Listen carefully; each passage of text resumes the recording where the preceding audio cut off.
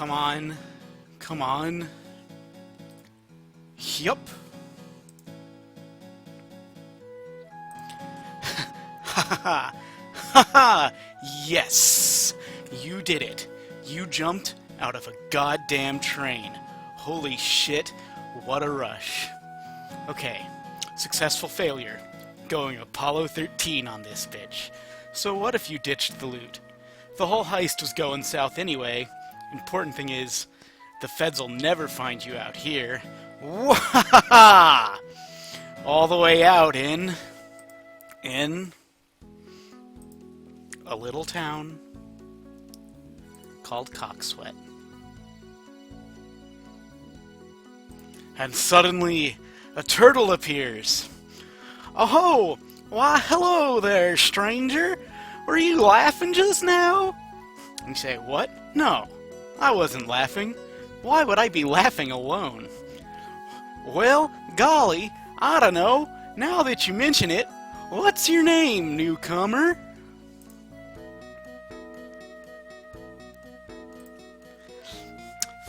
And your name is Charlemagne the Legend Llewellyn.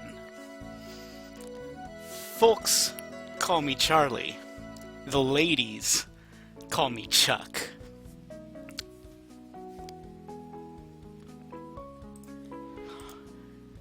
Charlie, eh? Well, ain't that a good name for a fella? You coming by old Coxwette to visit? Actually, I was hoping to find some place to stay a little longer. Well, ain't that a peach? We ain't had newcomers in a microwave minute. So there's some place I can stay for a while? Well, of course. I appreciate it, pal. I don't have a lot to move in. Hold on there, friend. You aren't thinking y'all stay for free, are ya? Oh, I'm a little strapped for... Look, I don't have anything. I'm broke, pal. Well, that's an easy one, pally. You just gotta find yourself a job. Plenty of people in town need a helping hand. I figure you can go ask around and you'll find a place to stay, too. Know of any place in particular, or... Well, sure! We got the post office, the library, the bakery, the cafe, oh, and the Plath house, of course. Old Mona Plath runs a bed and breakfast in her big ol' house.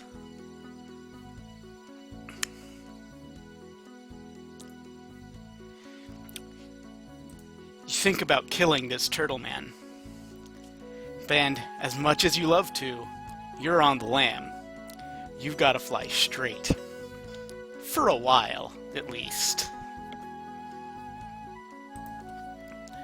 You decide that the big old house is the best lead for the moment, and your best shot at getting a free bed for the night. The cafe probably doesn't have beds. You say, thanks, pal. Don't you dare mention it, friendo. It's a pleasure, you hear? Anytime, friend. Name's Harold. Harold Pal. What a fucking asshole. And you get a new mission. You're new in town. Your mission has two objectives. Get a job and find a place to stay.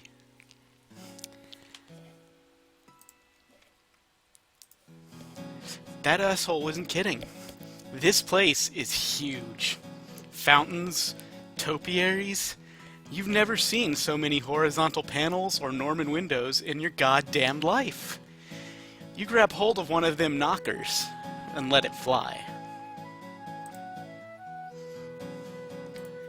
And the lady says, Oh, hello.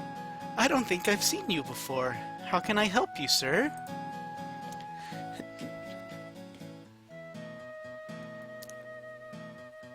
You say, I'm new in town, ma'am, and I'm looking for a job to help me get situated. I'd be mighty appreciative if you might tell me about a place I could stay the night. She gasps and yanks the door open. Golly, a visitor! An actual visitor! Pardon? Come in out of the cold. Let me get you a plate of food. Not that I can cook that much when there are no guests, but I hope you're not too put off if I have a meal ready to eat already. Come in!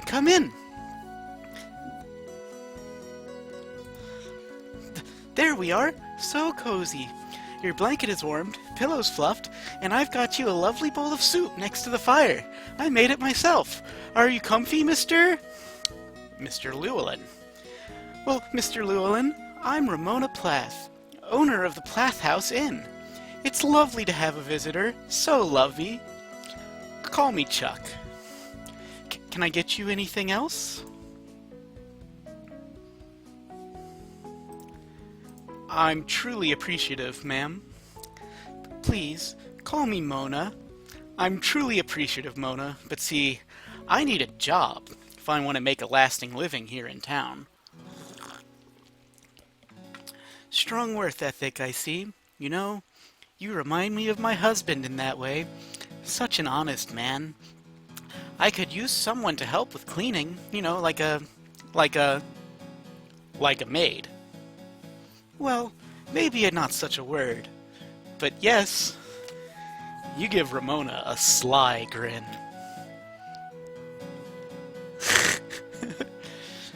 Are you sure there's nothing else I could offer in exchange for staying the night? Oh wait, that's Chuck, sorry. Are you sure there's nothing else I could offer in exchange for staying the night? Other than that, well, it may surprise you, but Plath House is rather strained for visitors. It reflects on the poor state of tourism in Coxwette. If we could get someone to bring up at least one new visitor, after you, of course, I know it's not much, and you're probably looking at other offers in town. And she's right, there probably are other jobs available in town. You consider the offer carefully.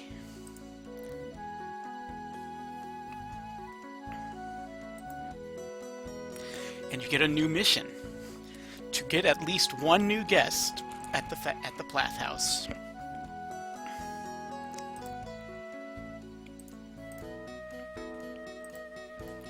You think that you had best wait to see some more offers before you take this job, but you do need a place to stay. I'd like to get to know the town a bit before I take on the job, but I'm happy to work off anything I owe for the night. Say, where is your husband anyway? Oh yes, of course. I will let you know if there's something you can help with tonight. My husband, well, if I was a better wife, he would still be here. He left when our daughter was born. I'd really rather not. And you say, oh, you have a daughter? And Ramona is insanely glad for a change of subject. Yes, she's 18, and she works as the head librarian down at the Coxwette Library. Can you believe it? Just she and I growing up in this big old house? I'm so proud. She sounds like a wonderful individual, Ramona. You have reason to be. Wait. Did you say 18?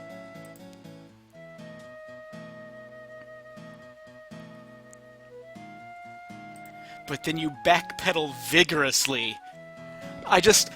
You look so young. I'd never in 1,000 years believe you had a daughter of 18, Mona. Ramona blushes and turns away. Oh, no. I'm just an ugly old bag. That's what Edward always. You're too kind, Chuck. How do you like the soup? That was smooth as fuck. And your momentary panic is supplanted by a rush of testosterone. Both of them? Interesting. Anyway, you haven't tried the soup yet, but don't mind if you do.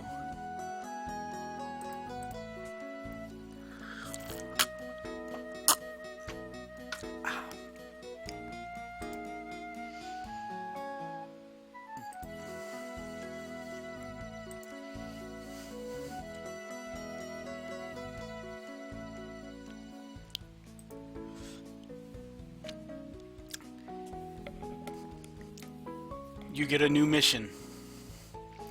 Get that wonderful stuff to get new food to serve at the Plath House.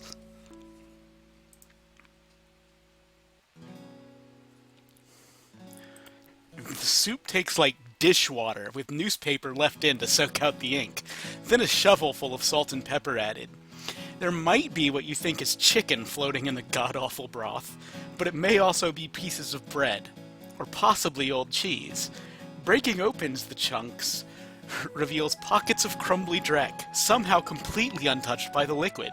It smells decent, which only serves to betray the mouth to a nasty surprise. You ask her what's in it. Oh, I used the broth from some bones and cobs I'd kept frozen since last year's corn fest. I boiled in some capers and celery leaves and then added carrots, sugar, salt, and pepper. Oh, and I also used some old oil from the fryer, but there's no actual potato in it, I don't think.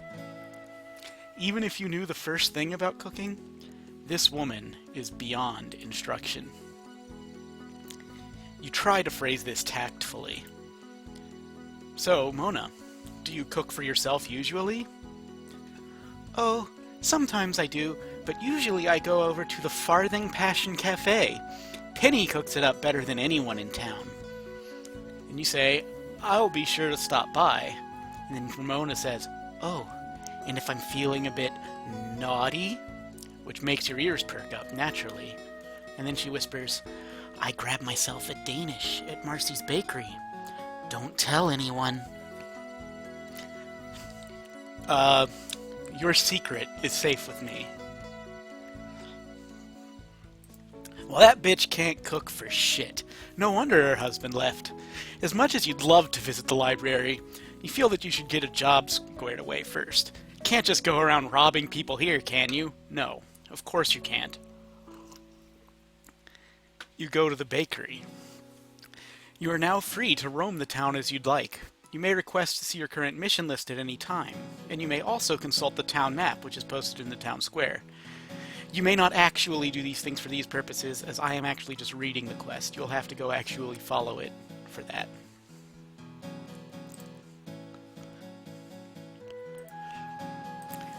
You arrive at the bakery. A whimsical sign above the door reads Pan's Cake Bakery. Like everything else in this town, except for maybe the Plath House, it's a miserably quaint and charming little building. At the moment, it's devoid of visitors, but it has 2 booths, a display counter, and one of those tacky little rotating display glass cases. All are full of luscious pastries. And the cat says, Wah! A newcomer! And you're a cat just like me! You are a cat, right? Probably. And she says, My name's Marcy. What can I get for you today? I'd love to fill you thing up something tasty. To which you respond, We just met. At least let me buy you dinner first. You want to buy me dinner? Why, that's so kind. And you stammer a bit, because she just doesn't get it. You immediately regret making the joke.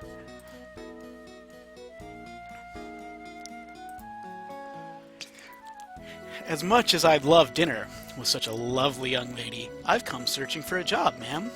Do you have any openings? Which she responds, Gosh, you're sweeter than a fresh cream filling. Yes, mister, I got a nice handy job for you if you're interested.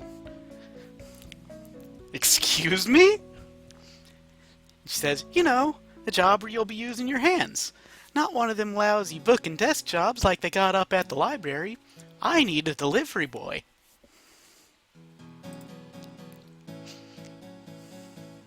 You say, That sounds like a sweet gig. Ha! What's the rate? March says, It's $30 a day, plus commission for big loads. Not bad. Not as good as boosting banks, but not bad for a fast job. So how many deliveries do you get in a small town like this? And Marcy says, Folks around here love their pastries, but they're all so busy working, yours truly included, that they don't have time to come inside.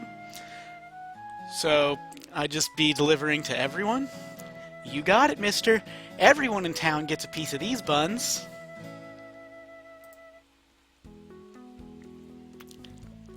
But you obviously respond, I'd really like to fill that position. How about you show me the ropes?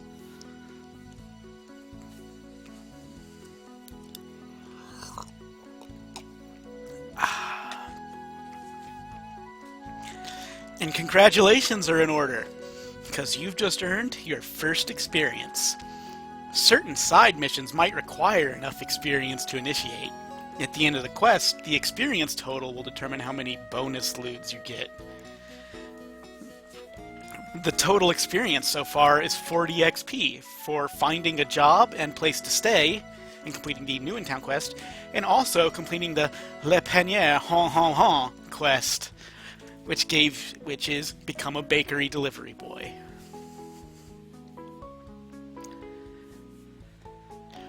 And Marcy says, I'd love to show you the ropes. I love how eager you are. That really gets me going to work. You say, okay, so where's the truck? And Marcy laughs. Says, oh, you were serious? There are no cars in Coxwette because there are no roads. On the bright side, though, you'll get limited access to this marvelous ladies' fixed-gear pannier bicycle. It's lovely. Isn't it, though? Stop by any time to ride. You can use it on or off the job, but you gotta chain it up here. If you break it, you buy it.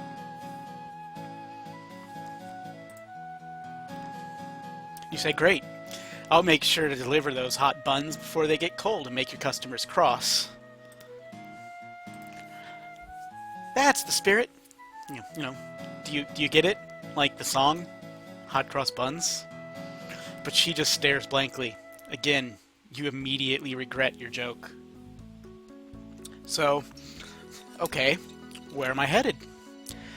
I haven't made any deliveries yet today, actually. We thrice weekly orders going out to the post office, the library, city hall, the cafe, the shop stop, the police department, and the schoolhouse.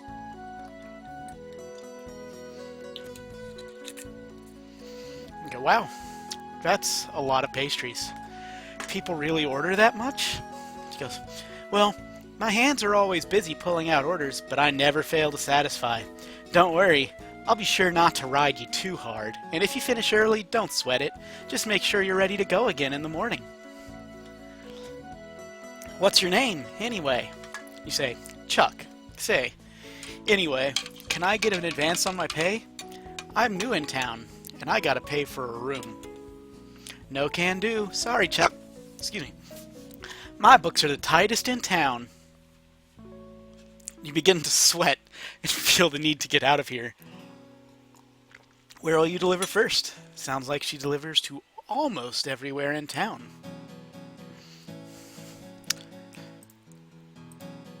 Chingity ching, riding a bike. Marcy tells you that she doesn't have a map, but there is one posted up in town square, which is easy enough to find.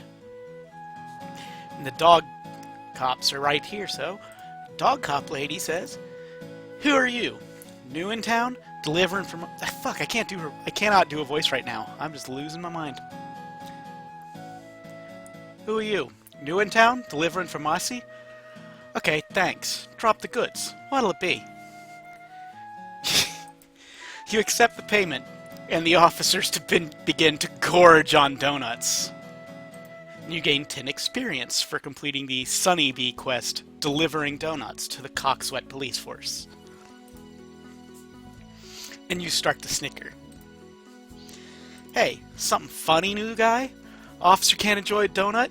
You tried these things? They're real good. And the dog guide cop says, mm-hmm. Say, sorry, no time to chat, officer. I gotta get these hot buns to my customers before they get cross. And the dog cop lady says,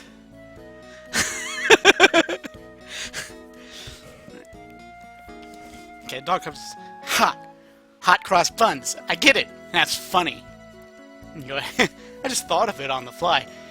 New guy, you're all right. I'm watching you. Stay out of trouble. Yes, ma'am.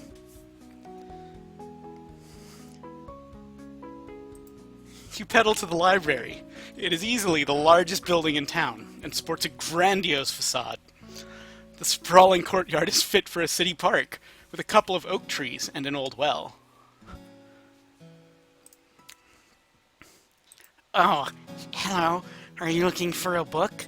We have more than 10 books available here. Maybe you want a computer.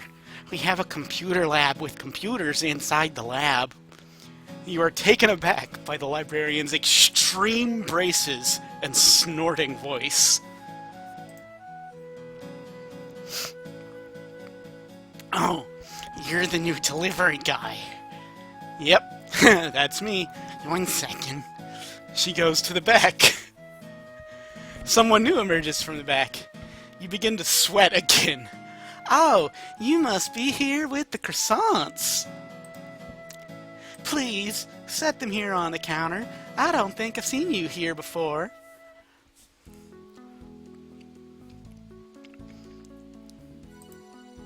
Oops, I accidentally hit a wrong image.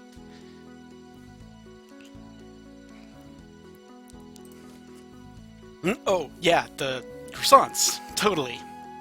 I see you met Selma. She's my assistant. I'm Sally Plath. It's so nice to see newcomers in town. It's so rare these days. Yeah, I'm Chuck. I'm actually staying at the Plath house for a few nights, at least. Just started this new job today. Well, you're doing a great job. The croissants are usually cold when I get here, and I can still see steam rising off that bag. I take it you met my mother? You say yes. Definitely. Lovely lady, your mother. Very sweet. It's so charming of you to say. Just wait until you try her cooking. It's divine. You are unsure whether to believe that Sally has actually tried her mother's cooking. But at the moment, all of your concentration is devoted to maintaining eye contact. 18. Legal. Croissants. You okay? Yes, feeling great, actually. You're looking sharp as a tack, Sally. Enjoy your croissants. You're so kind. I hope you stop by often. Feel free to explore the library. I'm eager to learn your taste in books. You say, I am eager to browse your racks. Oh, well, you're welcome to have a look around. I'll issue you a library card whenever you'd like. You contemplate sticking around to explore the library, or resuming your day's deliveries. Because your dick really wants in, but you're not about to let it be the boss this time. You drown it out with thoughts of a lady's fixed-gear pannier bicycle. Where are you going to deliver to next? You decide to head to the town square to take a gander at the map. Maybe that'll help you decide. So here's the map of town. This is probably the only time you're going to see it.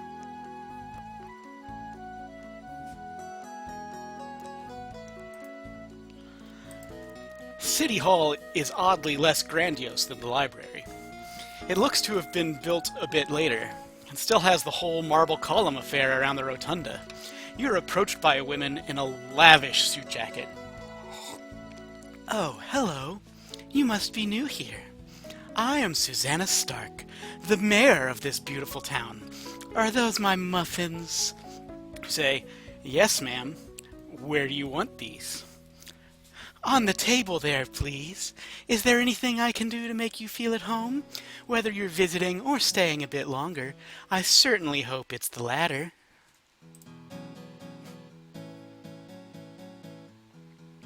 You say, Madam Snayer, thanks for your hospitality, but I've got to get running for my next delivery. Of course, I do love a nice hard worker. Which reminds me, I have a meeting I need to get to. I'm generally quite busy myself, but you caught me at a good time. Unless you have an appointment in the future, I will delegate your needs to my page, Lisa Goodfaith. Hi. You guess it's good to know. Where's your next delivery? The cafe sits across the street from your boss's bakery. An elaborate sign stands out front that reads Farthing Passion Cafe. The guy says, "Hey, whoa, look who's here! It's about time with the pastries! Hey! You hold up a bag of what looks like an assortment. The cafe looks to have the largest order of the bunch. You're right across the street, aren't you? It's nothing personal, honey. Just running a business here. So you're the one my niece hired, huh? Yep, That's me. I got lost, so I had to take a little detour to look at the map. Don't sweat it. You gotta learn to load somehow, right? Just make sure these things are still fresh when you get to me next time. I'm Mossy's biggest customer, after all. The name's Penny, and I own this place. It's a pleasure, Penny. Say, I don't suppose you could help me out with something. You're new in town, so you probably got the clean slate I need. She lowers her voice. I'm looking for a way to spice up business, so I want to start serving drinks here at the cafe. Problem is, Coxwette County is a dry county, so it ain't exactly easy to get, honey. Think you could help me out? Which gives you a new quest, special sauce. Find some alcohol for Penny to serve in the cafe.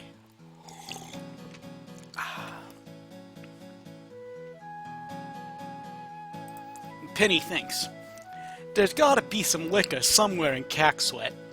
If you dig around, I bet you can find it. You could hit up Farmer Davy outside of town. He has an apple orchard, but he's a little bit of a lunatic by all accounts. And you look at the clock. Just a couple more deliveries left for the day. You'll get back to Penny on that one. The idea of breaking the prohibition intrigues and arouses you, but finding the means to do it will require some premeditation. And you ride over to the schoolhouse. It's a small building with 2 floors and numerous large, simple windows. You've never seen a school so small, and frankly didn't think they still existed. You get off your lady's fixed-gear pannier bicycle and take your greasy pastry bag in with you. Oh, hello there, stranger. Ostrich is strumming her guitar. Are those the tasty macaroons? Yes, they are. You, give your students macaroons? She just bends over with laughter. Lord, no! Those are for me, to go with my morning coffee. I don't think I've seen you around. It's not often. No need to finish that thought, ma'am. It's apparent as I've been meeting the townsfolk. Lovely place you've got here, Miss Angela.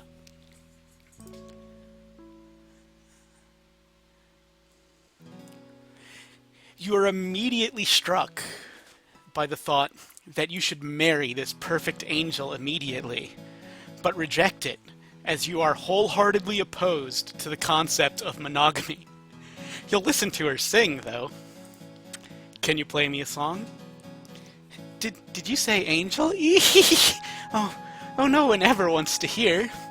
She begins to play and sing some dumb song, and you zone out about halfway through. When you're sure it's over, you clap a few times to make her happy. Did you like it? You say, oh, definitely. Like an angel. She says, you don't mean that. Well, she's right about one thing, but her laugh's kinda cute, so maybe you'll come back.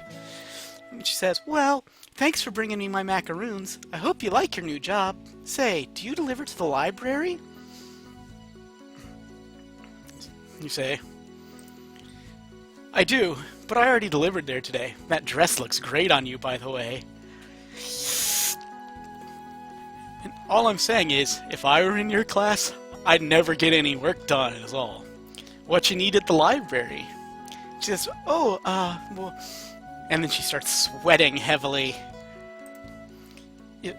Your cardigan is kind of cool, I guess. I mean, whatever.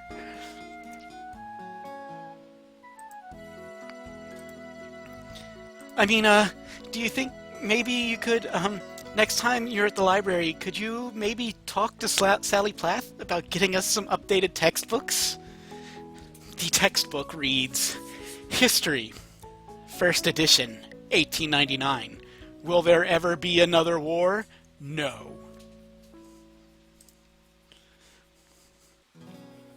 And this gives you another quest. Your new mission is better books. Find better books for Miss Angela. Yeah, I can stop by tonight or tomorrow. It's a big library. I'm sure they have some. Thank you. I'll pay you back somehow, she says. You've got 2 deliveries left for the day. The shop stop and the post office. So first, you pedal over to the shop stop. The store is a small, boxy white building with garish red trim. A bell rings as you push open the door. A deer stands at the counter and sighs when you enter. Hello, I guess. Is that the bread? You feel like the sex ratio in this town is way off. Maybe it's just you. You aren't complaining, of course. And you set the bread down. Were you expecting someone else? And Ellen says, no, not really. You stand there, and people say hi, and they leave, and that's life. You said, so why do you work in a store then? She's, because my mom did, and her mom, I guess. You say, do you like to be alone, or... She says, you're alone, even when you're not alone. That's life. It's just a big, slow, boring ride, and everyone's in their own car. You don't even know how to respond to this. You say, well, want to carpool a bit later? What? You know, spend a little time together. With me? With you? I don't know. I might just go home and sleep. I don't know. I'm not good with people. I have to think about it. How can one bitch be so sad? Like, you don't even have time to think about that, though. The pastries are going to the post office are completely cold. But you don't know why a post office even needs pastries to begin with. Do you actually need anything? The tailor's not in today. She'll be back tomorrow, I guess. So you bid a quick and quiet farewell to the depressing dough, and then ride to the post office. Surprise! It's a charming single-room Midland building with a simple, welcoming facade. It practically makes you sick. And this completes a quest for you. Baguette Get. Deliver pastries to everywhere in town. This is worth 50 experience, bringing your total to 100. And the mail dog says, oh, you're new, huh? And you say, yeah, that's right. I've got your, you look in the bag, single cookie, ma'am. Ma'am, huh? You're awfully polite. I suppose you're the kind and gentle sort? You say, I'm whatever sort a lady might need. You say, really? Are you the sort who might say, run and pick up the mail for me if I gave you $10? I got a lot of sorting that I've been putting off until the end of the day. You say, you mean I have to go deliver to everyone in town tonight? Listen, I just got finished. She says, shucks, no, mister. Just run and grab the inbound mail from the train and bring it here. It'd be might kind and gentle if you delivered this to the post box up at the station, too, since you're that sort.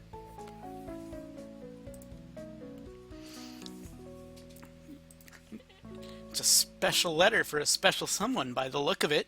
USB? She says, nah, my name's Rita. Mailing address is out of town, and no return address. Must be one of them anonymous love letters.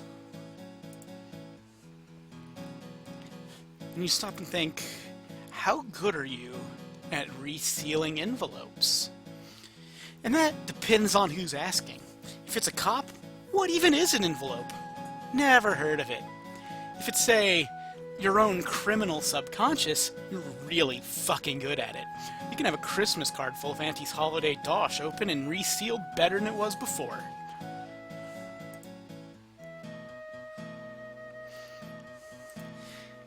You ride out to the train station in the far north part of town. It's barely a stop along the railway.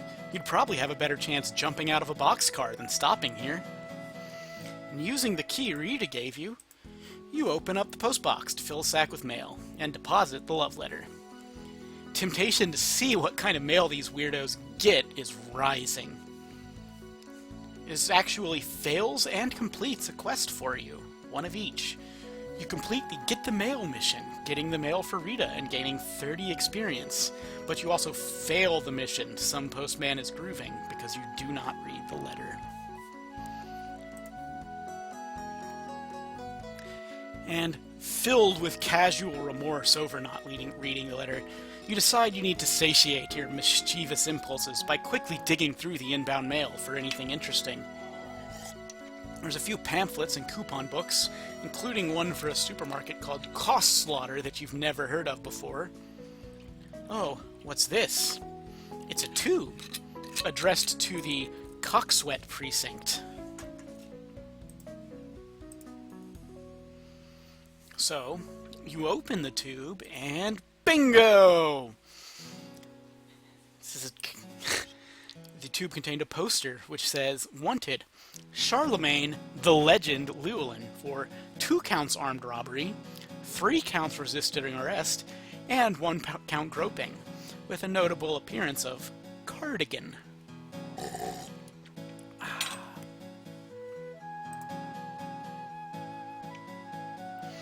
You think about getting rid of that cardigan so that it's not something people can spot you by, but you can't. It is a part of your identity. But, so there's no time. The only thing you can think of to do is eat the poster. But then Rita asks, "What's taking so long?" "The whole idea was I wouldn't have to come up here. I'm all done sorting already." So you quickly stuff the poster into your cardigan. "Oh, I just noticed a letter from my mother there on top of the pile. Good news. Personal stuff." He goes, "Oh, so you've already got an address in town already? Whereabouts you living?" Say, "I'm actually staying at the Plath Bed and Breakfast right now. I'm planning to get a P.O. box, but, why not save a little money on it while I have the chance, right?" She says, "Sure. Speaking of money, I was thinking you were going to go back as quick as you could, seeing as you have the bike and all. But I gotta close up the office, so I can't sort that stuff right now." So you say, "Here, take the bag if you need it. Sorry for the delay, ma'am." You reach down to pick up the bag, fake sneezing, and kicking the tube backwards underneath the train platform. She says, "Thanks. I guess I didn't specify when you needed to be back, and I wouldn't expect that kind of punctuality from a pastry deliverer. I'll pay you for the job, but I don't know if I'd ever have you working here." So Rita gives you $10 and then heads back to the post office. I actually missed 2 pictures. Oops.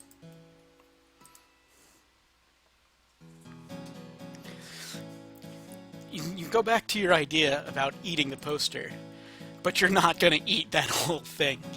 You do manage to eat the shipping label off the tube. It's not the first time, it probably won't be the last time. You keep the poster in your cardigan, plans to just incinerate it later. Your suit, the only things you had with you were a spare set of clothes and a spare cardigan. Ramona took your suitcase up to the room after you arrived at the Plath house.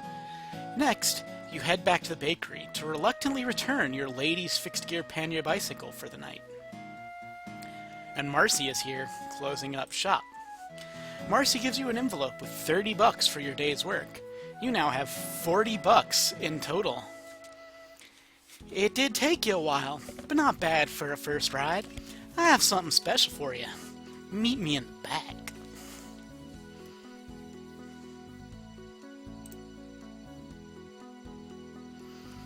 She says, "I baked you a cake!" You were kind of expecting this, but you're still a little let down. Still, you never had anyone bake you a cake before, not even on your birthday. "Mom." Say, "I don't really know what to say. Thanks. Do you want a piece?"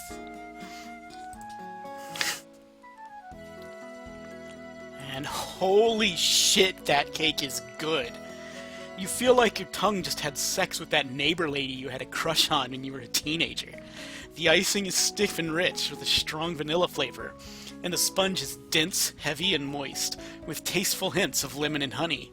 And Marcy says, "Chuck, are you okay?" You say, "Yeah, it's really good, Marcy. Do you cook?" She goes, Not really, no.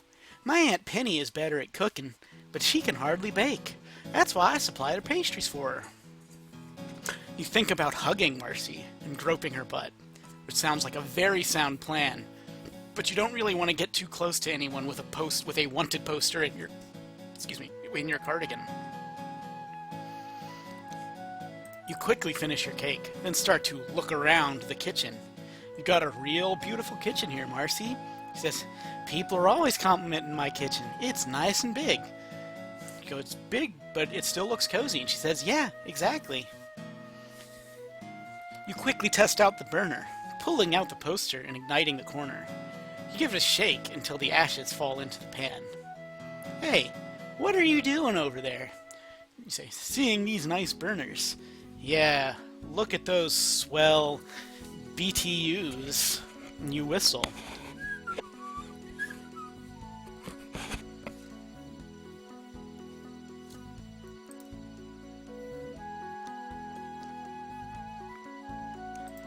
The poster is gone, and you can finally relax. For now, at least. The fire was no bigger than a flambe, so it doesn't set off any alarms. It did leave a small pile of paper ashes in her burner plate, but that's about all. So you decide to attempt to seduce Marcy. Since you do have some tomcat in your blood, you yawn and get comfortably close to Marcy. Say, pigtails are pretty bold for today. I respect that. She says, oh, that's so sweet. Thanks. Say, most girls would be too nervous to rock those, but you're really pulling it off. Says, you think so? I thought so too. Say, undermining her confidence isn't working. You're gonna need a plan B, and fast.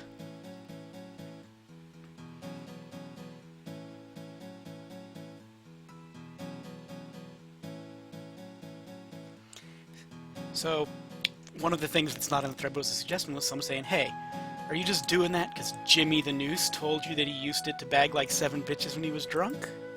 And you said, and you think to that same thought that you just had, hey, you leave Jimmy the Noose out of this. That man is a treasure. It works, but not on someone with Marcy's incredible self-esteem. You'll save it for the more emotionally damaged citizens. Say, so, you feel like getting out of those dirty work clothes? And Marcy says, of course, I wouldn't just leave them on forever, would I? Luckily, this apron keeps me from getting too dirty. Sometimes, after a long day slaving over the pen, I'm just crawling on my hands and knees, covered from head to toe in the white stuff, but it just feels right. You have not been trained for this level of high-functioning obliviousness. That it does, boss. Say, you still up for that dinner sometime? And she beams delight. Oh my, really? I'd love to. You say, how about this weekend? Does your Aunt Penny's Cafe do dinner? She says, you bet it does. Best meatloaf you ever had. That sounds lovely, Chuck. And you get a new quest. A date? You mean those dried fruits? Take a Coxwette citizen on a date.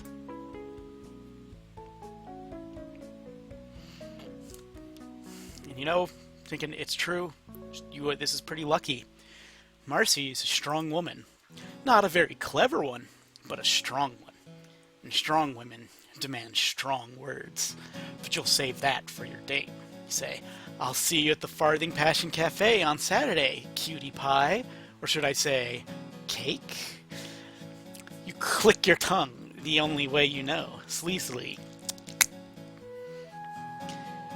Marcy says, I've never heard anyone say cutie cake, but I'll see you then. Also, tomorrow morning for work. It's about 5:30 p.m. now, and you've left your bike at the bakery. Where to next? You decide to save the seduction for the weekend because she's not responding to your advances, so you're going to need a little more romance. Oh, did I forget to click again? I did. No, I didn't. Okay.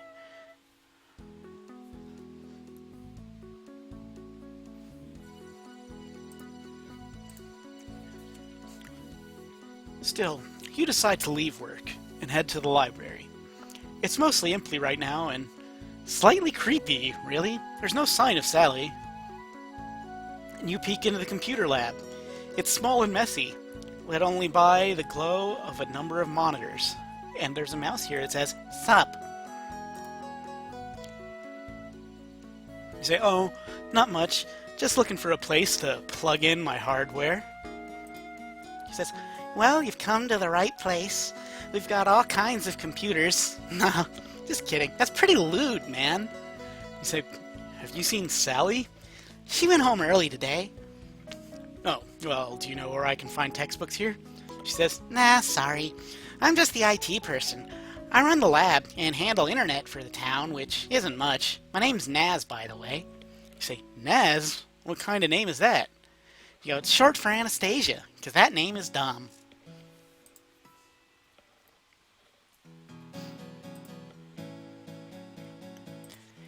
You want to express that you feel irritated about the name, but given the wanted poster you just saw, you think it might be a bit risky. It's a name that is hard to mistake. You say, I don't know, a lot of people would kill for that kind of flamboyant, historically significant name. I'm Chuck. Say, why are there so many women in this town? I don't know, man. You seem pretty cool, though. You say, you too. Maybe it's just me, but people here seem a little... It's just you. I'm not like the others, though. Never have been. You're not like the others either. I can tell, and it's cool. Hey, do you like pranks? You say, oh yeah, I love pranks, unless I'm the victim. She says, interesting. I want to pull off a sick prank on Sally, but I need someone's help. I'd ask Selma, but she's too chicken. You say, I'm listening. She says, are you familiar with Lofty Lorraine? I say, no, I can't say I am. She says, oh right, you're new in town. Lofty Lorraine is supposedly the ghost of Lorraine Plath, a young lady who jumped to her death from the roof of the Plath house in 1862. Okay, she says, I want to scare the pants off the Plaths to help with the projector in the AV room, but I need an accomplice. Are you in? You've got the new mission, Gotcha. Help Naz prank the Plaths. Say, I'm in. So, good. First, we need to play a way to get to the Plath house under the radar. You say, I'm actually staying there currently. She says, perfect. You can keep him busy while I get set up. Try and get him a little spooked. Maybe ask him about Lofty Lorraine. When are you heading back for the evening?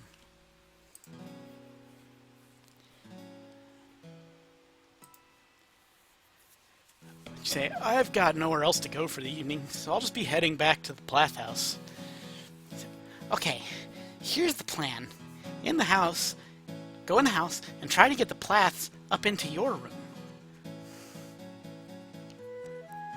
I'll sneak in after you with the equipment and get set up. I'll knock on the wall 3 times when I'm ready, and that's your cue to bring them back down into the den. And then I'll start the show. Any questions? Says, I work fast. Just ask them to build you a fire or make your bed or something. Trust me, Ramona loves hospitality.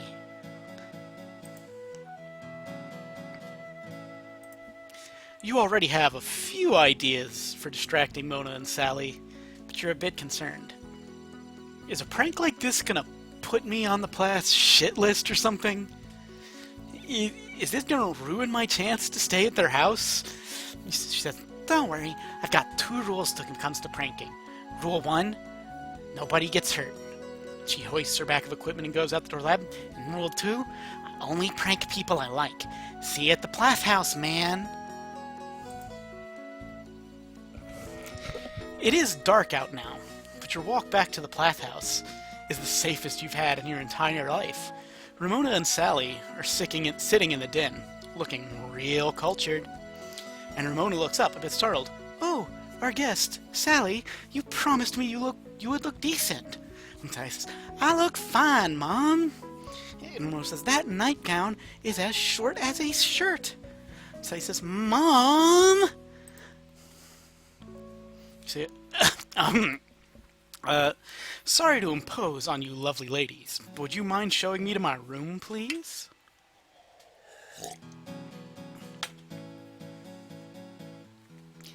Ramona says, see, Sally, you are making our guest uncomfortable. Go change. Sally says, I really don't think I need to. And Sally looks at you for a second. She sees right through your ruse. And you can tell. Ramona says, I wasn't asking, young lady. go. Sally says, "Yes, Mama."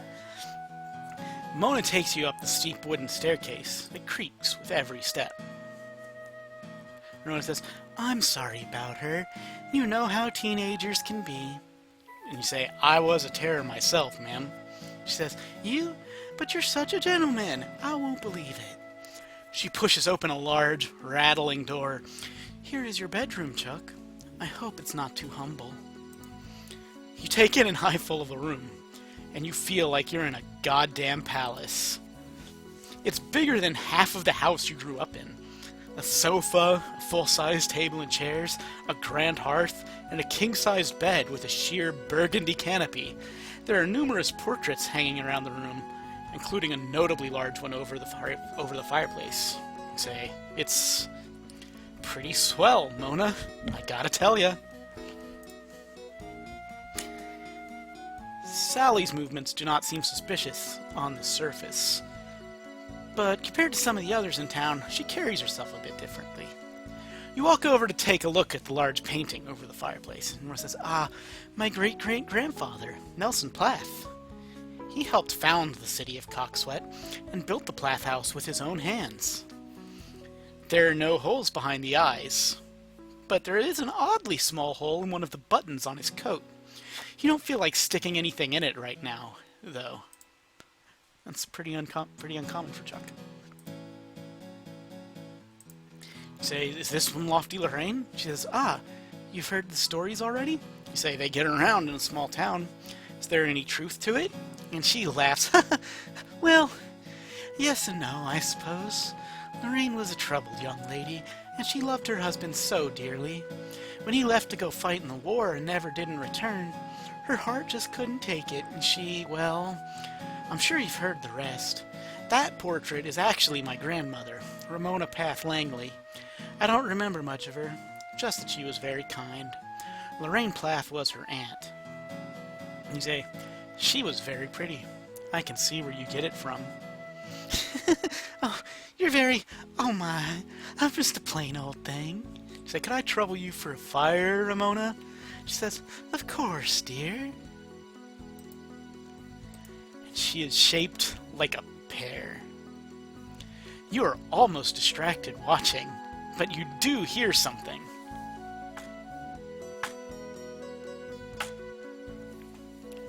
She says, "Oh, this old house is always creaking."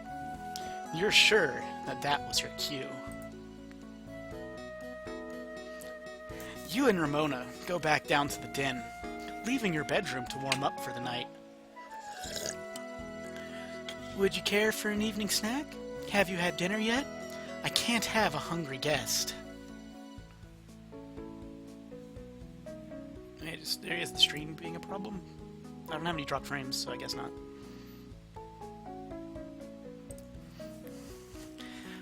"Oh, thank you. I could eat, but... so there's not really a ghost in this house, right?" Ramona laughs. "No, of course not. I've lived here since I was born. And my parents, and their parents too. None of us have ever seen a ghost." She says, "What about that knocking?" She says, "It's an old house. I've heard louder while I was alone. The ghost stories are just stirred up by the neighborhood kids looking for dares." You enter the den. A thick fog has filled the room, and Ramona stops. Did I leave the oven on? No. Sally must be taking a shower."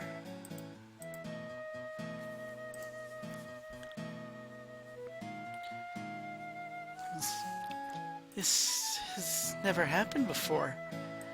I've never seen anything. Did you hear that? What's going on? Sally? But Sally doesn't answer. It says, "Maybe it's the fireplace or the kitchen. Let me check." Ramona walks over to the kitchen door. You wander around a bit and run into a familiar mouse in the foyer. And you whisper, "The fog machine is a great touch. This projection's gonna look awesome." And that says, "Fog machine?" And Ramona shouts from the kitchen, "Ah!" which is followed by a lot of glass shattering. You can't keep your laughter in check. Naz says, Chuck? I can't wait to see the look on her face. You're unique. Naz says, Chuck! You go to see Ramona's reaction. Oops, forgot the image with Naz and Chuck.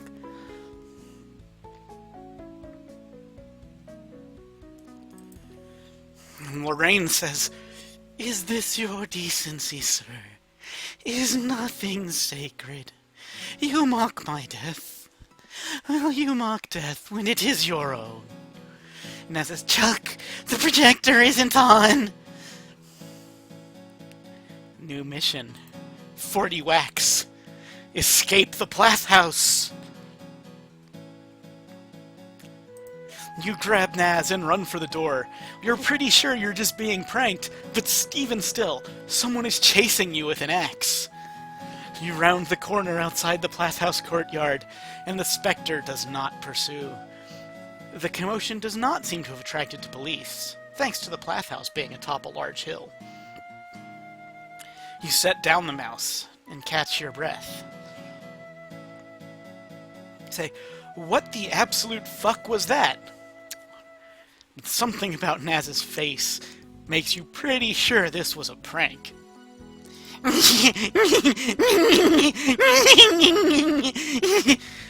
Oh. She groans. "Come on out, Sally. He figured it out." Sally goes, "Aw, what? Seriously? Lame." Ramon asks, "Did I do good?"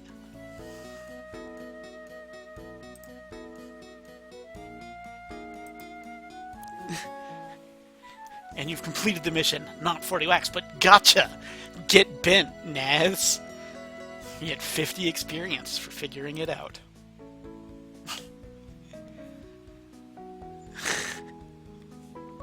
So, wow, I gotta say, you ladies did an amazing job. I'm tougher than your average now, but I know a good prank when I see one. It just so happens that I ain't afraid of no...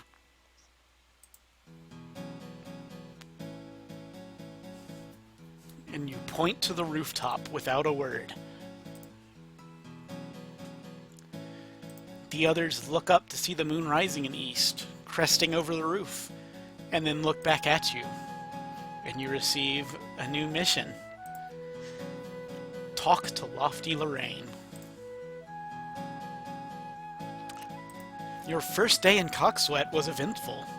For the first time in your life, you only kind of feel like robbing a bank. You think about going up to the roof, but it's probably not a good idea.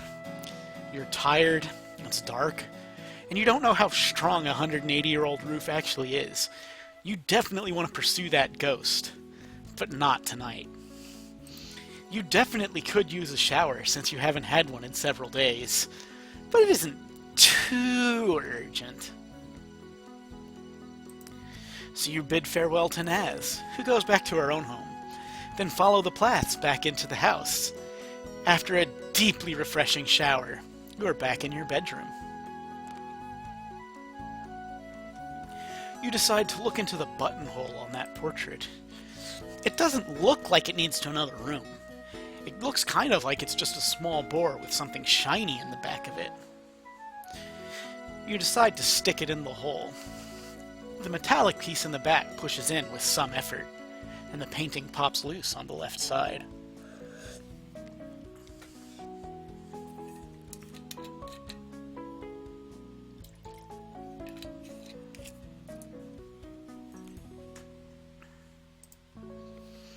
The painting swings aside on a hinge, revealing a sizable wall safe with a key lock. The mechanism for that lock is old and arcane. There's nothing that you'd know how to pick, even if you had the tools. So you can't really open the safe right now, but you could if you found the key, but you have absolutely no idea where it might be. So you gain a new mission, to open the wall safe. You're gonna keep the secret for now, just in case the Plaths don't already know about it. There was nothing else strange in your room. So you just get into some boxers and lie down in your ridiculously lavish bed. You're a little riled up, but you don't want to waste any of what you've got. You're also tired, so you fall asleep. And you're pretty sure you're asleep. It's kind of hard to tell, but you're dreaming about something. Oh, of course, you're dreaming about Naz. You'd know that bod anywhere.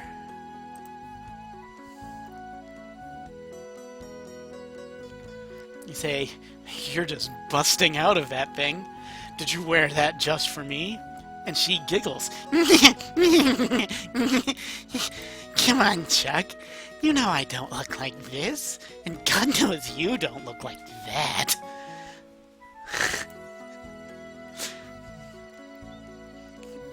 You say, oh? Well, check out what else is unrealistically proportioned.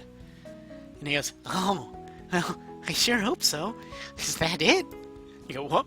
You look down, and you see only a fledgling penisette barely peeking out from the open towel. You say, no, it's usually bigger. And that says, wow, dude, you're getting punked inside your own dreams. You say, this isn't a dream. You always smell like bacon. No, no, no. Then you wake up to the pleasant smell of bacon and coffee mixed with perfume. Everyone says, oh, I'm sorry to wake you too suddenly. She says, I think you were having a nightmare. I made you breakfast, dear.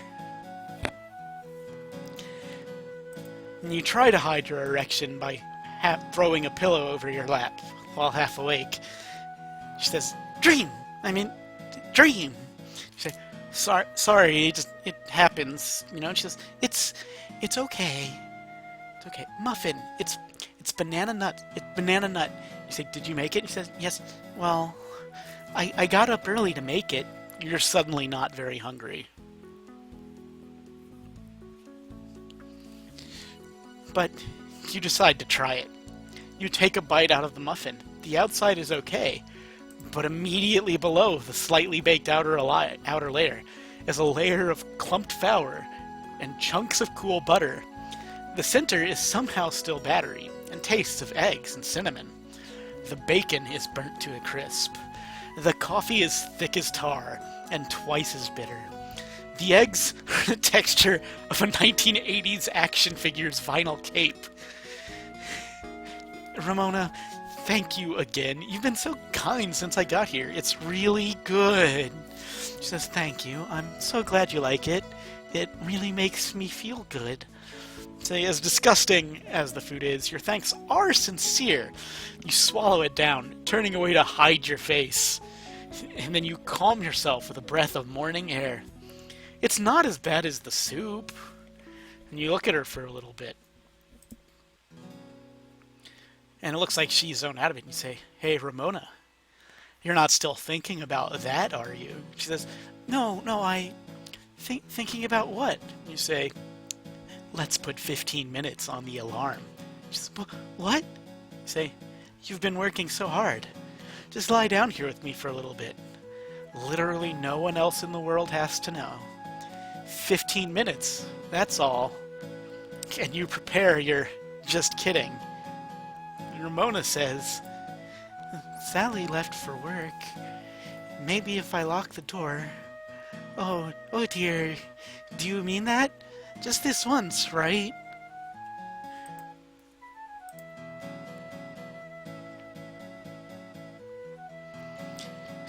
Ramona scurries over to the door and locks it, then returns to the bed. You open the covers, and she crawls in, giggling. I'm nervous. I'm sorry. But you snuggle up, making no effort to hide anything.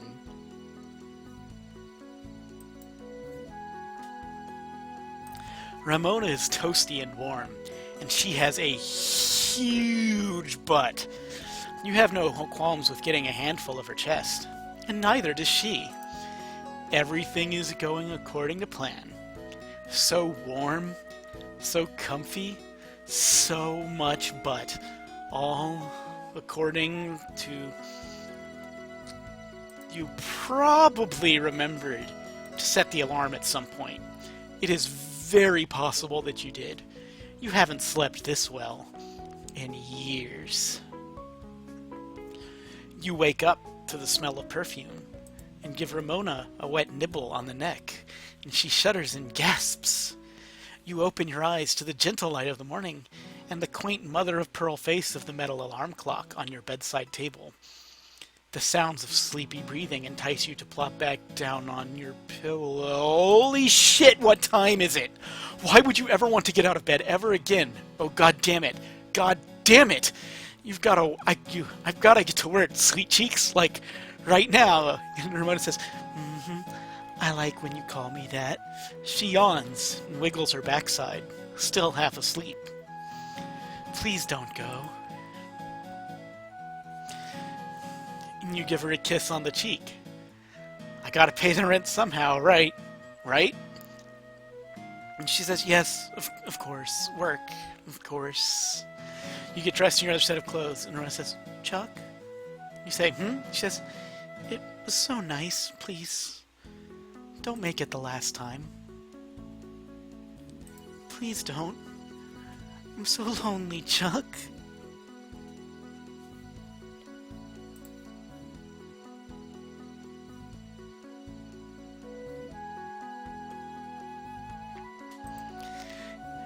You give Mona a kiss on the forehead and tell her you'll be back after work. She smiles. You know you shouldn't lead her on like this, but you really don't have time to ponder the ethics of boning this old dog. One thing you know for sure is that you're not giving up the rest of the tale this town has to offer just for her sake. After you're dressed, you don't waste a second more before breaking into a sprint. You run by the police station, the post office, and by the Grand Old Oak in the Times Square. And finally, you arrive at the bakery and quietly push open the door.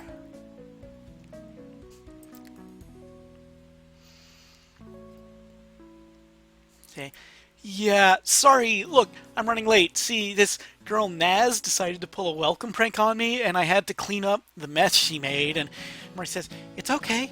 It's only your second day. Maybe I wasn't clear on your punch-in time. It's 8 a.m.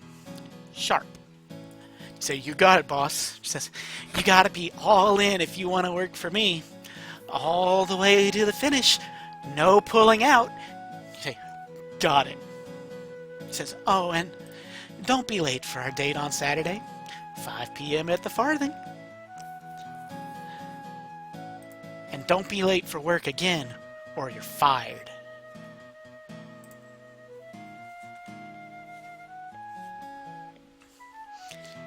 You go on to the cafe first.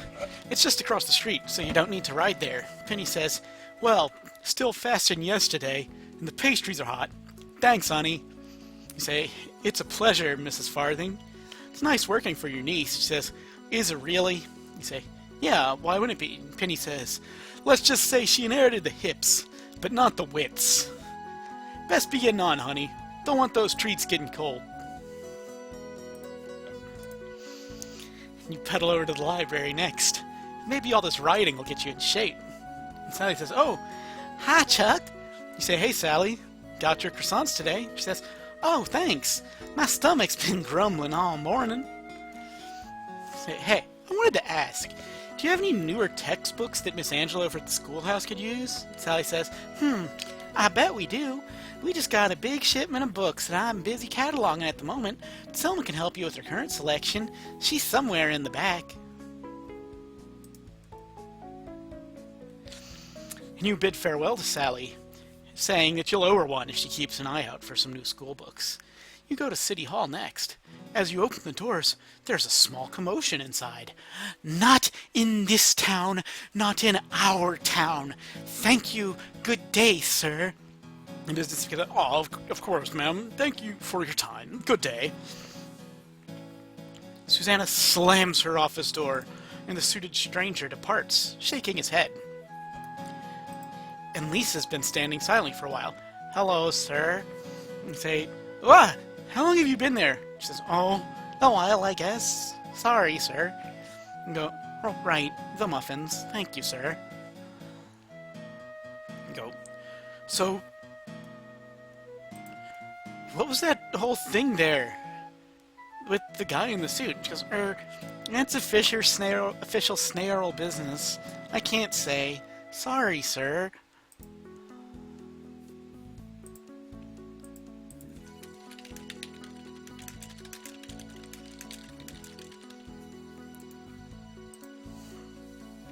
You bid farewell to Lisa, who's looking a bit shifty. Outside, there's no sign of the businessman. You guess you'll just head to your next stop then. And you get a new mission, which is immediately abandoned and never considered. Cost slaughter. Talk to Susanna about the businessman. You catch a shortcut between the library and the cafe. You pass this lady. What are you looking at? Keep riding. She has a weird accent, but she's pretty big. You keep riding. And full of strange curiosity, you go to the schoolhouse. Today, it's full of noisy kids. Miss Angela says, "Oh, it's Mr. Chuck." You say, "Good morning, Angela. One of your kids appears to be eating a crown." I know that Rachel's Haitian, but I can't do it, so whatever. Yeah.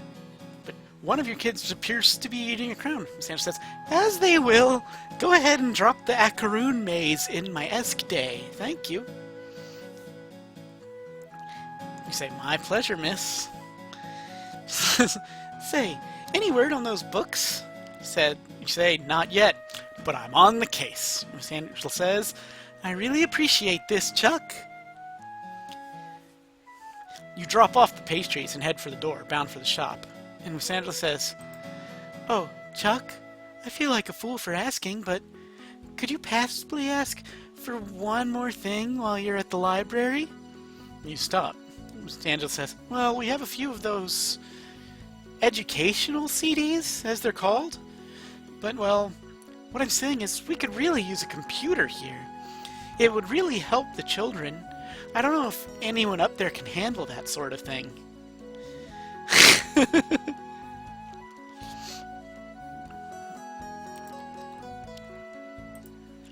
You say, "I can do that. You're never too old to learn after all, right?" And Sandra says, No, never too old." You'll see about talking to Naz later on. You can't chat too long, though. Not after being late this morning. You get the new mission, Educational Technology. Get a computer set up at the schoolhouse.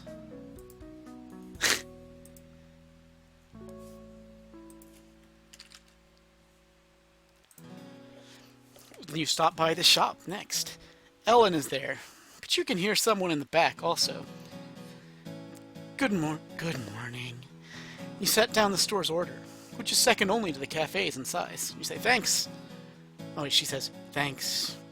Have a nice day, I guess." Wait, Marcy stopped by this morning asking if we have apples. You say, "And?" No one says, "Well, we don't have apples." You say, "Okay, why not?" Because the weird farmer won't sell them to us. Marcy wants to make apple pies, I guess. I'll give you some store credit if you can. I don't know, like, talk to him or something? He's super weird. You go, "Weird how?" She's like, "I don't know, just weird. He comes to town like twice a year and just looks at us funny." You're somewhat unsettled, but resolute to get your work done. And how would I get to him? You go 2 ways. You can take the dirt road south, or you can follow the river south. She says, "By the way, the tailor's in today." You get the mission, Hungry for Apples.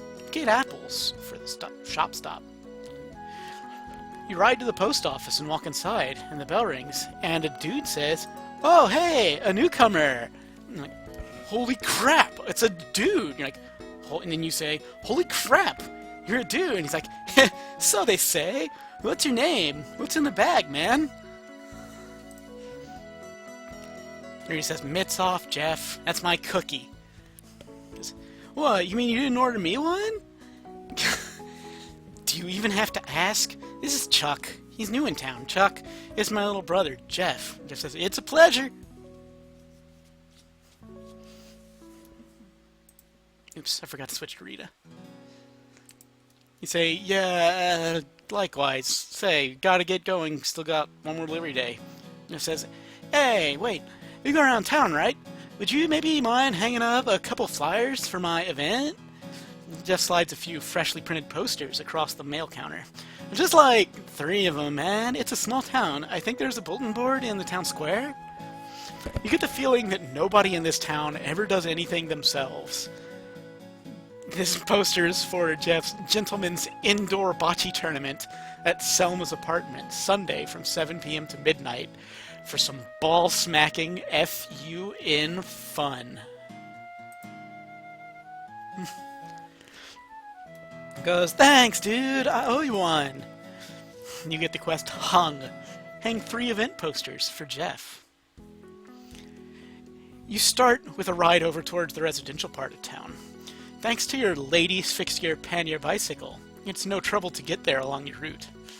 The donuts are cold, but you don't think you've ever had a warm donut anyway. You hang up a poster on the mailboxes in the middle of the cluster of houses and small apartments. People will see it on their way to work this way. You figure you won't need to hang one on both the cafe and the bakery, but since they're right next to each other, but you'll definitely drop by the bulletin board in town square. You go to see the police next. You deliver the donuts. Somehow her thick Bronx accent is evident just from her chewing. Oh God, so good. Ought to be illegal. Gonna lock you up. Just kidding, for being too sweet. There isn't much for you to do here right now, but these idiots will probably think of something for you to do later on. It's the end of another day's route. You made way better time today. It's only 4 p.m. You head back to the bakery, where you begrudgingly part with your lady's fixed-gear pannier bicycle. Where it says, I gotta hand it to you, Chuck.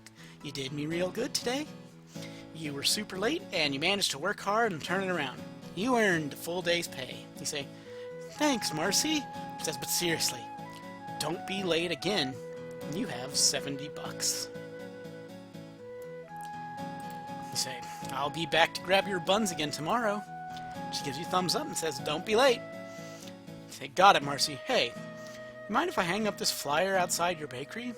And Marcy looks at the flyer and says, oh, Jeff is such a sweet boy. Of course you can hang it up. You hang up your second flyer and walk for town square.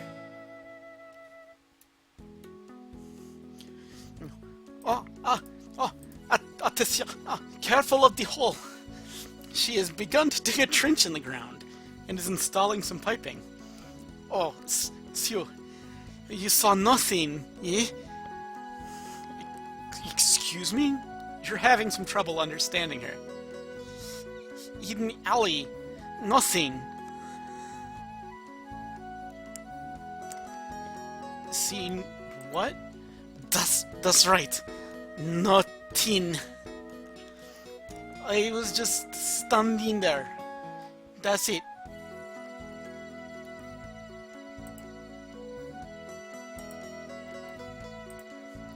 She has gone back into the hole. Okay? You have no idea what her deal is. You think about trying to say something to her in a different language. Decide it's worth a try, and you go, bonjour? Bonsoir? Oh. Still you. You aren't used to laying on the charm with a woman 3 times your weight who barely speaks English. But there's a first time for everything. You go, bibliothèque? She looks confused, and then points across the square to the library. And she goes, alright. You go, what's your name? She says, Rachel, please, my English, not good. You go, your accent is pretty. Where are you from? Haiti? Haiti? No, Haiti. En français? Parlez-vous français? Oh, sorry, I have to dig the hole. Please, do not follow me. Rachel delves back into the trench, a pile of soil occasionally flying from it. You don't know what to make of this hyena movement, so you walk over to the library. Sally is busy labeling books, so you look around to find Selma. Oh, you're the pastry guy. I was just working on my fan fiction. How can I help you? You go, fan fiction? Can I see? Actually, you probably wouldn't like it. No, definitely not. Hey, is that a flyer for the gentleman's indoor bocce tournament in your pocket? Or are you just happy to see me? You realize you forgot to hang up the last flyer. Oh well, no big deal at the moment. You say, oh yeah, hey, do you live with that Jeff guy? Just, oh, yeah, I live with Jeff and my best friend Naz. You go, oh, I know Naz. Anyway, I'm looking for some more up-to-date school books for Miss Angela. Also, maybe a book on French, if you've got it. And she goes, oh, yeah, we got textbooks. Miss Angela's starting to teach French now. You got a new mission. Fix.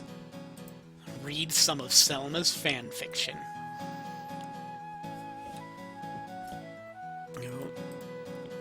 Yeah, the French book's actually for me, but, hey, are you sure I can't read those stories?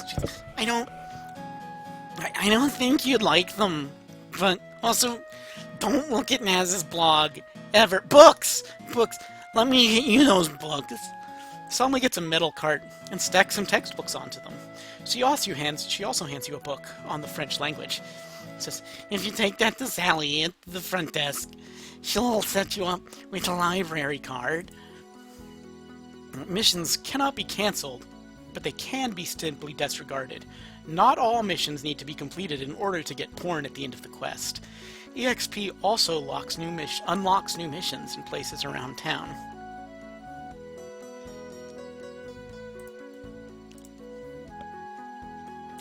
You don't know any anime-related jokes, because you've never been much of a nerd. Maybe you'll have to learn nerd after you're done with French. Selma will not reveal the name of the blog, so maybe you'll have to get it from Naz later. You go to the front desk to get your library card from Sally. She takes inventory of the books going out to the schoolhouse. She goes, wow, that's so neat that you're learning French. You go, the language of love, right? And she giggles. You try not to think of how you dry humped her mother all morning. So, okay, you're all ready to go. Your book's due back in 2 weeks, and these ones are on lend on the schoolhouse until next year. I'm not actually going to bother reading the quest log because quests are eventually just going to stop being a thing in the quest altogether. So, you thank Sally and go to the computer lab. In there, you ask Naz if she can set up a computer at schoolhouse. She wants a computer there? Yeah, can you do that? Of course.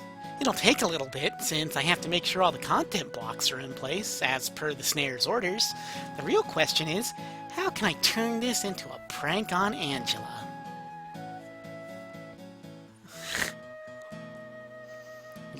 You ask her about content blocks? She goes, yep. Mayor Stark totally makes you put content filters on the town's internet usage. Can't have them visiting lewd websites. Of course, I control the filters, so they don't really apply to me. And here we go. Easy enough. Go, what did you do? She says, I wrote a script, and I'll make the CD tray open automatically at a given interval. It's an office prank, it's all this time. Awesome. So, by the way, what's the name of your blog? She goes, Natzeled. This is how it's written. I'm just going to write it into the chat here for anyone who doesn't remember it. Goes, it's pronounced with the at. If Selma asks, you didn't hear it from me. She goes, so, can I get a peek at this blog of yours? She goes, maybe if you stop by late in the evening someday. It's one of the few sites accessible outside the town's network, too. Ironically, it's blocked under the under the snare's mandatory filters, along with almost everything else. Do I need to knock before I come in? Naz looks at you for a moment with the weird screen eyes and goes, only if you want to warn me that you're coming. You're curious about the discs also, but those are back at the schoolhouse. You grab the books and head to the schoolhouse. You're beginning to feel more like a gopher than a cat, but at least you're building good, dependable rapport with the townspeople. You hang up the last flyer and hope that these people are into bocce. You have completed several missions, both hung and better books. Your current EXP total is 250.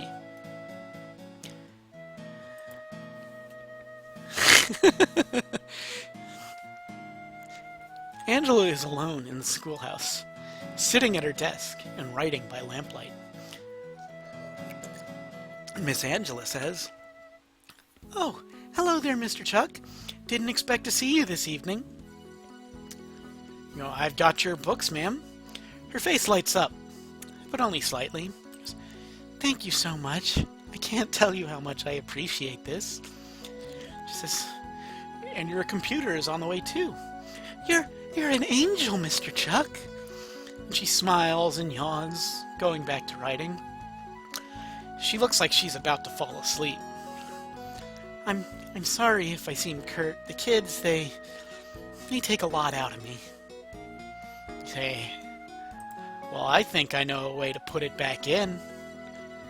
You make it clear on your face that you are into her, and that finally gets a full smile from her. Wow, that's very forward of you, but, well, I kind of have been corresponding with someone outside of town. Okay, that's good. I can see why you might have to go out of town. I'm sure he treats you right. "Oh, he does. He writes me poems and love letters, and he calls me Songbird. He's so sweet and kind." "Well, if you ever need a little tension relief, I'm here for you." She says, "Oh, I know. He'll relieve my tension. Someday he will. I'm sure." Say, "I know he will." Say, "That reminds me. He can come stay at the Plass house if he comes to town. Wouldn't that be swell? Big, beautiful old house?" She says, "Oh, maybe. Yes. Yeah. Surely he wouldn't want to stay at my house with me so soon."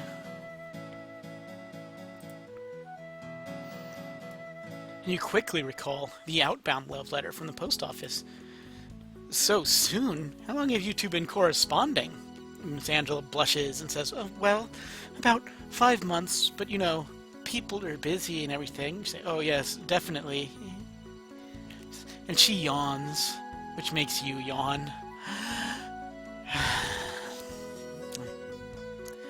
"I'm gonna have to finish all this in the morning. I'm so sleepy. Have a good night, Mr. Chuck." You bid her good night. Think about where to go for the evening, if anywhere. Thank God tomorrow is Friday.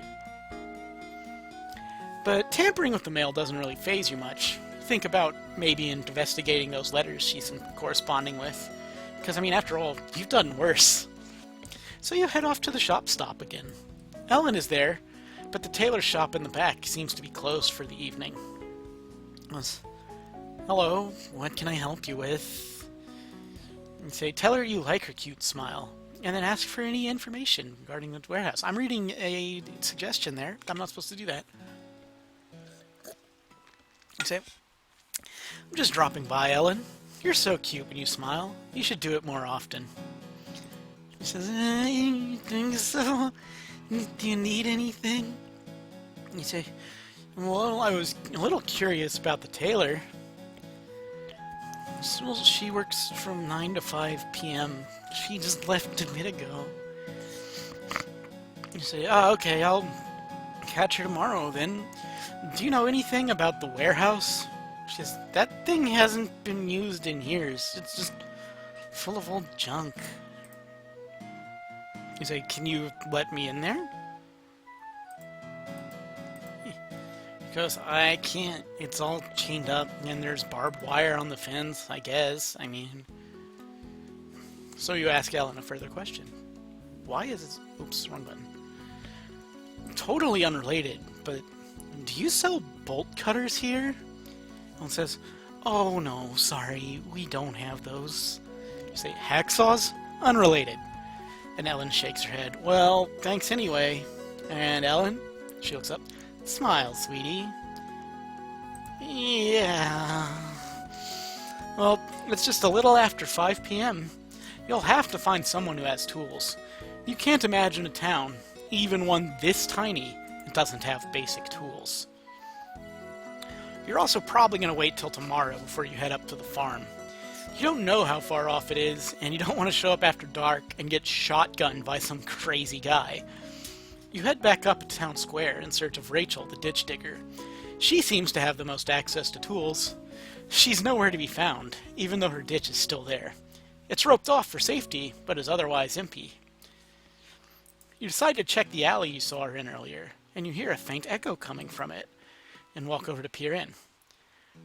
Rachel is there, doing what could potentially be considered, by a layman's unqualified definition, as dancing. Ha ta ta ta ta ta.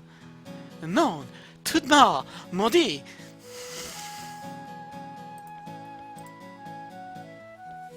You try not to laugh. Bonjour! And you clap and smile, and Rachel storms over to you. You going to F at me? That it? Go ahead, F! You summon what little discipline you have to avoid laughing, and offer you hand. I'm not going to laugh, but I might dance with you. And for a moment, Rachel isn't sure how to respond. But then, to your great surprise, she takes it. You dance with Rachel. She gets frustrated when you try to talk to her, but she takes to dancing happily. She handles a little rougher than you're used to, but for her size, she's actually not half bad. There isn't any music, but the scuffs of your shoes against the pavement provides enough rhythm. When you finish, Rachel giggles. Her voice is a husky alto, and she does not exactly ooze femininity, but it still manages to be a little bit charming. And you complete the mission. She was a dancing yin for plus 20 experience. Because you have never failed to communicate in the world's most universal language, pelvic thrusting. You're not ready to start speaking French yet, though. That was a lot of fun. Did you have fun? Oui, yes, they make fun of me to dance because I am, do you say big? Do not tell a word about this. You say, my lips are sealed. And she looks at you with her mouth hanging open a bit. Meaning, I won't tell anyone. See? Shut. Mouth closed. He says, yes, thank you. Thank you, about not laughing. Oh, I wanted to ask, by the way, do you have any bolt cutters I could use? She says, a bolt cutter? Sorry, I do not know what is... You make various attempts to describe and mime the tool you're looking for. You know, to cut a chain or a fence. It says, coup balance. Yes. No, you cannot have those. Why? So you tell her, well, between you and me, uh-oh. That's no good. My image scroller broke.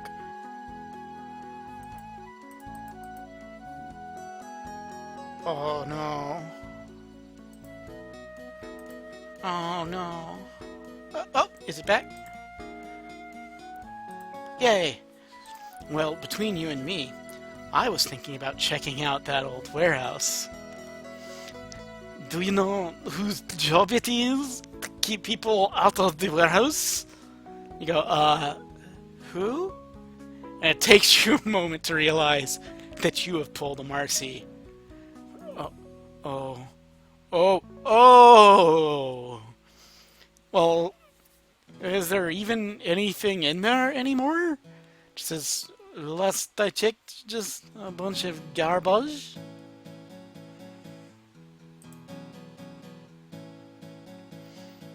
Actually, sorry, it's just everyone was acting like it's some kind of huge secret. I was, secret? What do you say? You know, a conspiracy? No, never mind. Sorry, I'm so stupid. I cannot talk. You go, no, you're not. You speak better English than I ever will speak French. You go, Creole, I see my French is bad. I'm so stupid, please. I had a good time dancing with you. Just tell me if you ever want to dance with me again. And you smile and touch her arm. She pulls away and folds her arm over her chest. Thank you, Will. You don't think that asking her if she has a penis is wise, though you have heard the rumors. You bid Rachel farewell and let her go on with her business. And you've never been in bed with a hyena either. It's an interesting prospect. You're sick of walking around town, though. So you go back to the Plath house. It seems Ramona forgot to give you a key to the front door. So you knock.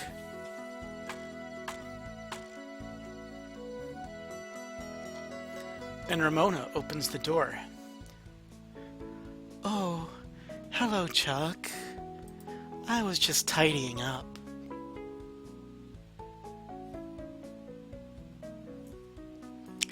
End chapter 1.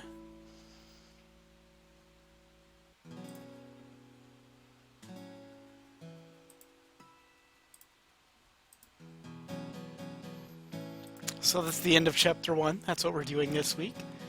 I'm going to get back and try to continue this later. So thanks for actually hanging out and listening to this stream. You should go check out the quest on TG-chan. It's a good quest. So yeah, I'm going to let the tunes play us out and see y'all later.